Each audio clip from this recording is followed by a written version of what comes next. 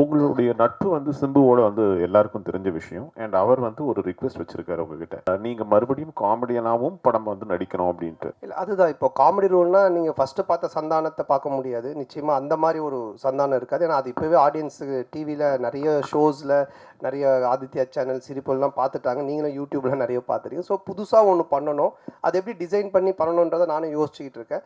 And எல்லா படத்துலயும் என்னால பண்ணுவேனான்னு எனக்கு தெரியல. ஏன்னா எனக்கு ஆல்ரெடி கமிட் ஆகி ஹீரோவா பண்ணக்கூடிய அட்வான்ஸ் குடுத்து ஒரு 3, 4 பேர் ஆல்ரெடி வெயிட்டிங்ல இருக்காங்க. ஸோ அதுவும் நான் பண்ணணும்.